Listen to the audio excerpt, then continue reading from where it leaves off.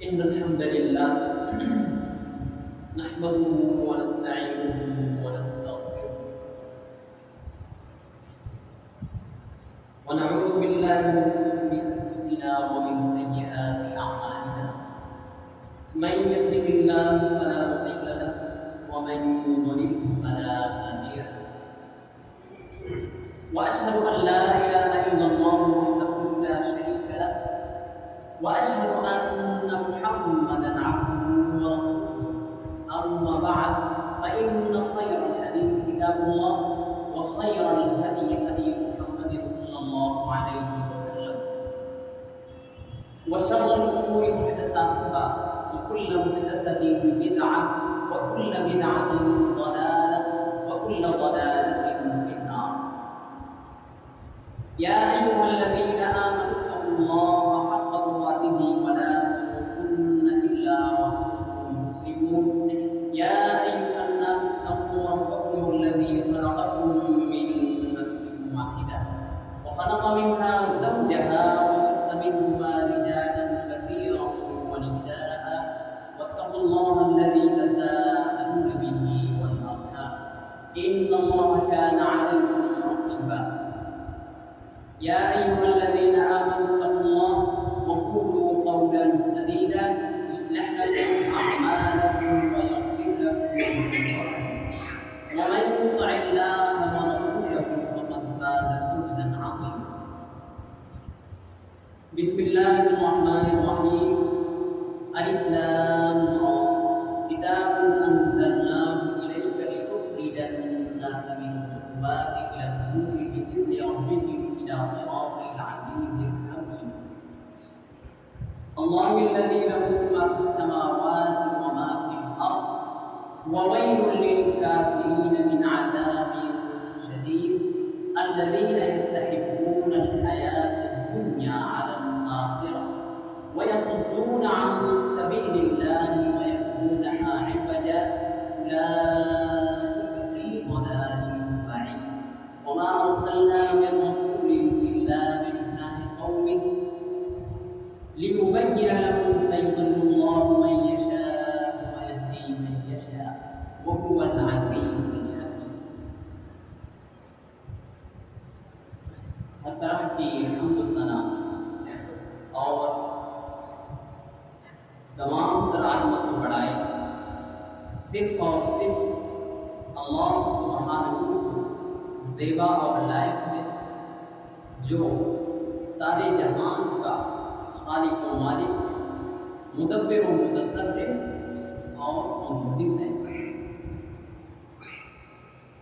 جو سب پر مہربان مؤمنین پر نہایت مہربان ہے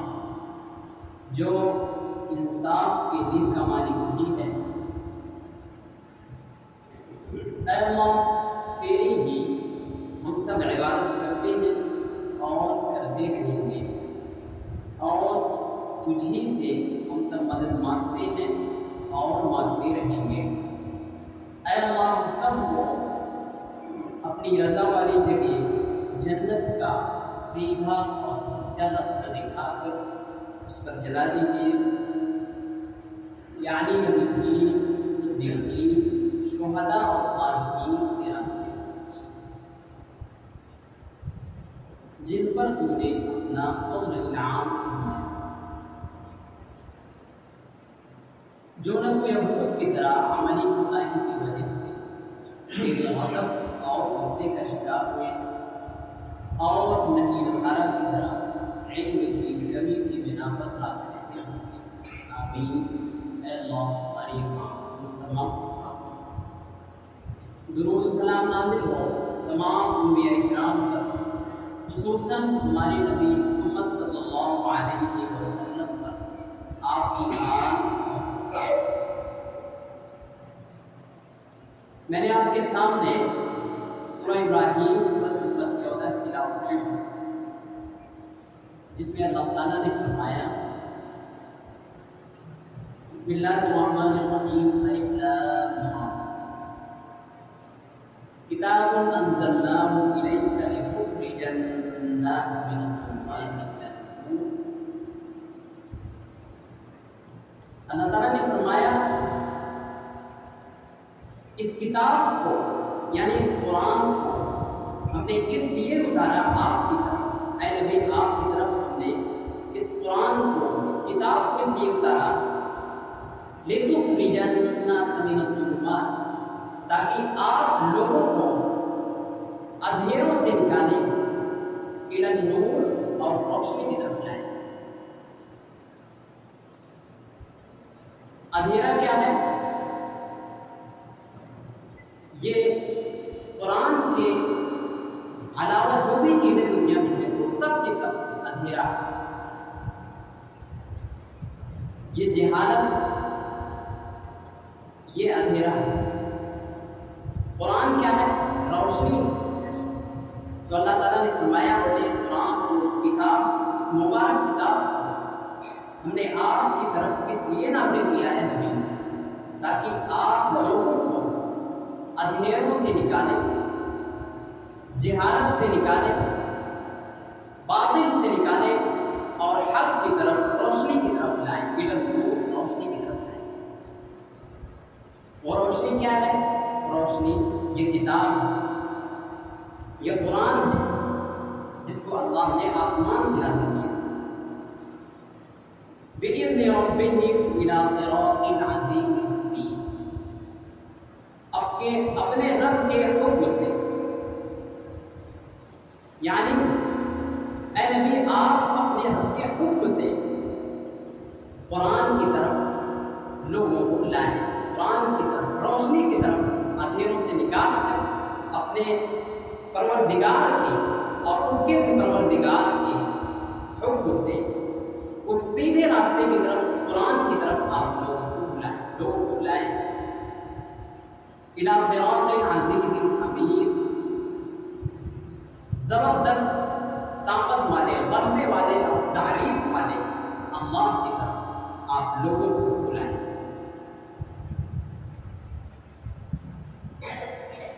اللہ الذی لہ ما فی السماوات وما فی الارض، جو کچھ بھی آسمان میں ہے اور زمین میں وہ سب کا سب صرف اللہ کا ہے، یعنی یہ پوری کائنات، آسمان اور زمین اور ان کے درمیان کی جتنی بھی چیزیں ہیں وہ سب کا سب اللہ کا ہے، ان پر بادشاہت اور اس کی ملکیت اللہ، اس کا مالک اور اس کا بادشاہ،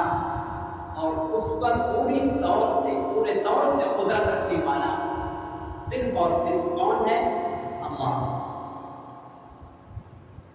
اور آگے اللہ تعالیٰ نے فرمایا وَوَيْلٌ لِّلْكَافِرِينَ مِنْ عَذَابٍ شَدِيدٍ، جب ساری کی ساری کائنات اللہ کی ہے تو آرڈر اور حکم بھی اللہ ہی کا چلے گا، یعنی اللہ جو چاہے گا وہی اس کائنات میں ہونا چاہیے۔ جب سب کا سب اللہ کا ہے تو اللہ جو چاہے وہی۔ وَوَيْلٌ لِّلْكَافِرِينَ، اور کافروں کے لیے، نافرمانوں کے لیے ویل ہے، ہلاکت ہے، خرابی ہے، سخت عذاب، بہت شدید عذاب کی، ہلاکت ہے، بربادی ہے۔ یعنی کہ جو بھی انسان اللہ کی نافرمانی کرے، اللہ کے ساتھ شریک ٹھہرے، اللہ کی باتوں کا انکار کرے، جسے کافر کہتے ہیں، تو اس کے لیے ہلاکت ہے، بربادی ہے، سخت عذاب ہے، اس کے لیے وعید ہے، کیونکہ یہ ساری کی ساری کائنات اللہ کی ہے۔ اس لیے ہر ایک انسان کو چاہیے کہ وہ اللہ کی مرضی کے مطابق اپنی زندگی کو گزارے، ورنہ پھر اس کے ساتھ اللہ تعالیٰ یہ کرے گا جو یہاں بیان ہے، وہ وہی ہلاکت، بربادی اور شخص کی جو اللہ کے خلاف زندگی گزارے، یعنی اللہ نے جن چیزوں کا حکم دیا ان پر عمل نہ کر کے اپنی مرضی کے مطابق زندگی گزارا، تو یہ ساری کی ساری کائنات اللہ کی ہے، پھر اللہ تمہیں سخت عذاب سے پہنچا کر دے گا۔ اگلی آیت میں اللہ تعالیٰ نے فرمایا بڑی اہم بات، الذین یستحبون الحیات الدنیا علی الآخرہ، جو لوگ بھی یستحبون محبت کرتے ہیں، پسند کرتے ہیں دنیاوی زندگی کو، کس کے مقابلے میں؟ علی الآخرہ، آخرت کے مقابلے میں، یعنی اس کو ترجیح دیتے ہیں۔ ایک جگہ اللہ تعالیٰ نے فرمایا سورہ النازعات سورت نمبر 79 میں آیت نمبر 38 اور 39 میں اللہ تعالیٰ نے فرمایا وَآخَرَ الْحَيَاةَ الدُّنْيَا فَإِنَّ الْجَحِيمَ هِيَ الْمَأْوَىٰ، اور جو لوگ بھی دنیاوی زندگی کو ترجیح دیتے ہیں، اس کو زیادہ اہم سمجھتے ہیں، فَإِنَّ الْجَحِيمَ هِيَ الْمَأْوَىٰ، صاف اللہ تعالیٰ نے فرمایا اس کے لیے جہنم، اس کا ٹھکانہ جہنم ہے، بالکل صاف اللہ تعالیٰ نے فرمایا۔ جو بھی دنیاوی زندگی کو ترجیح دیتا ہے، آخرہ کے معنی ہے ترجیح دینا، تو جو بھی انسان دنیاوی زندگی کو آخرت کے مقابلے میں ترجیح دیا، اس کو زیادہ اہم سمجھا، تو اس کے لیے بے شک اس کا ٹھکانہ جہنم۔ اور وہی چیز اللہ تعالیٰ نے یہاں بھی فرمایا الذین یستحبون الحیاۃ الدنیا علی الآخرہ، جو لوگ بھی دنیاوی زندگی کو پسند کرتے ہیں آخرت کے مقابلے میں، یعنی آخرت کو چھوڑ کر یا آخرت کو کمتر سمجھتے ہیں اور دنیاوی زندگی کو زیادہ بڑا سمجھتے ہیں، زیادہ اہم سمجھتے ہیں، تو ان کے لیے یہی بڑھ، ان کے لیے کیا ہے؟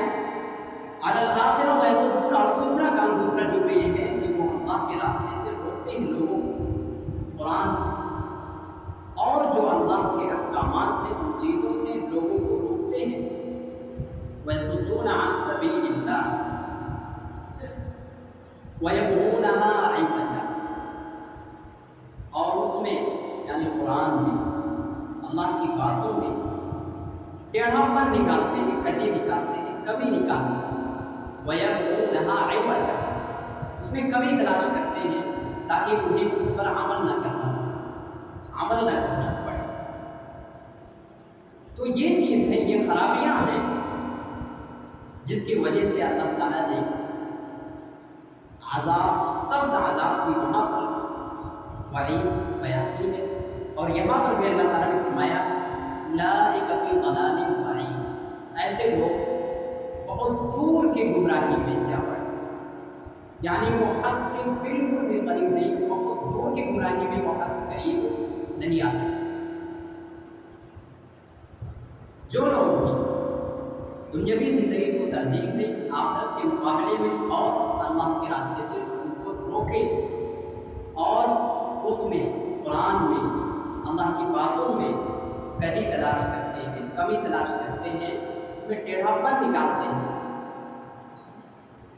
جو ان کے خلاف بات کوئی آئے تو اس کو جو ہے اعراض کرتے ہیں، اس سے منہ موڑتے ہیں، یہی ہے ٹیڑھا پن، یعنی اس کو اپنے مطابق بنانا چاہتے ہیں، تو ان کے لیے یہ ہے اولئک فی، وہی لوگ جو دور کی گمراہی میں جا پڑے۔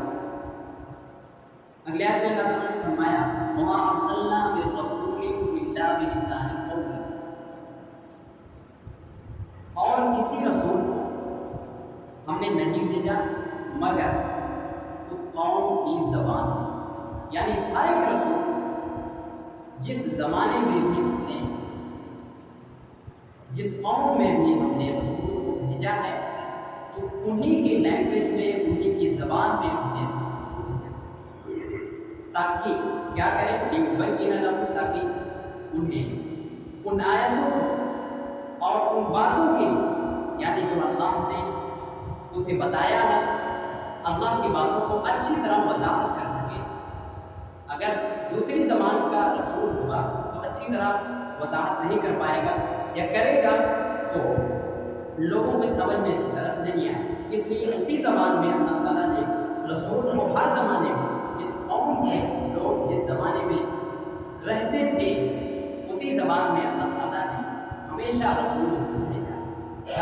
اچھی طرح اللہ کی باتوں کی وضاحت کر سکے رسول ان کے سامنے۔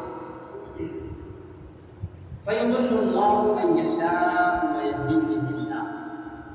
اور رسول کا یہ کام نہیں ہے کہ وہ ہدایت دے، اس کا کام صرف کیا ہے، انما انت مذکر، لوگوں کو نصیحت کرنا، لوگوں کو صحیح بات بتانا۔ لست علیہم بمسیطر، آپ کسی پر داروغہ یا پولیس کا کام نہیں کرتے، آپ کا کام داروغہ والا نہیں ہے، بلکہ آپ کا کام ہے صرف بات کو پہنچا دیں۔